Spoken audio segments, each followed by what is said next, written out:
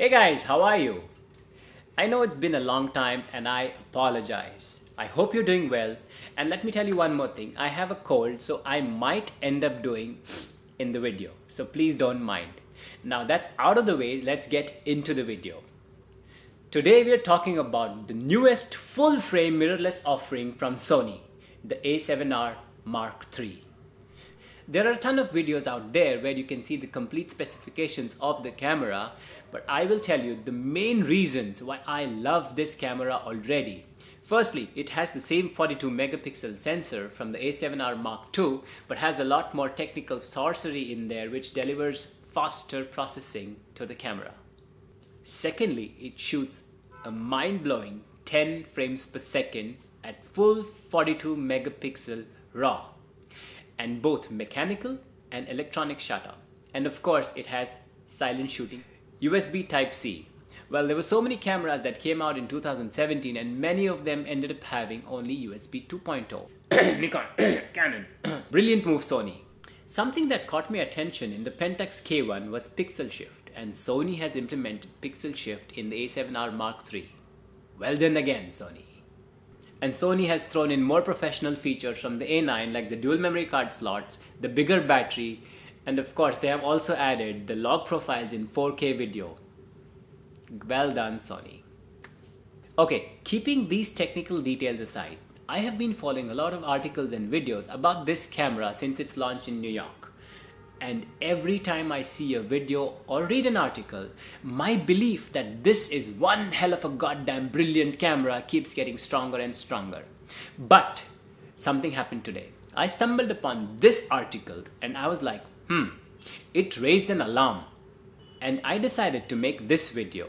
This video is mainly me putting out the question either to Sony or to the people who have had the opportunity to use this camera to clear my doubt. So let's check this out in detail. So I opened this article and I scrolled down where you come to this image where you have this small little box which you can move across the image to compare the pixel shift image and the standard image. So I did check it out and I was really amazed by the kind of quality we got at pixel shift, especially near the balconies. You can see how much more clear it is compared to the standard image. Then I scrolled looking for text. I found this text again clearer on pixel shift. I scrolled a little more and came across these three words: fasteners, paint, and tools. So much more clear even though the text is so small. And then I scrolled a little more and came across the studio scene comparison, something that I really like. So I put the image from the A7R3 pixel shift version in comparison to the A7R2 standard version. I wanted to check the peacock feather, but not there in the A7R2, hence I assumed the A7R3 is a much more new shoot. I moved to the portrait where I noticed the purple color for the first time. And then I scrolled a little more and it was much more clearer near the hair. And then I was shocked at this. The purple line was so much more clear wherever there was a lot of white. And then I put the image comparison between the A7 and the A9. A much clearer image in the A9, no purple color in the eyes also. And I scrolled up and very clean image from the A9. And same thing with the arrows. So Sony, can you tell me what's happening here?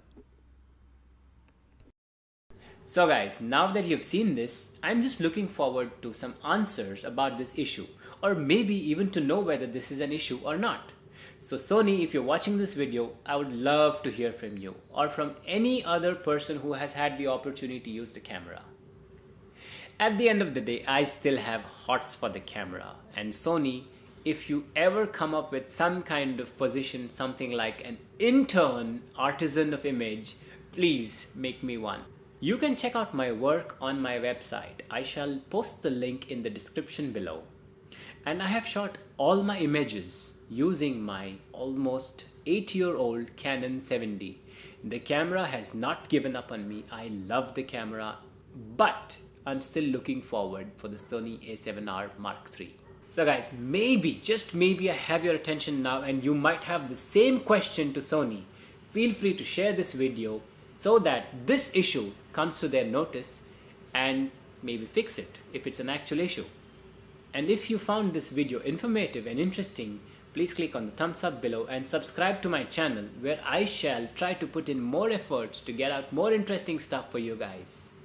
So until the next video guys, take care.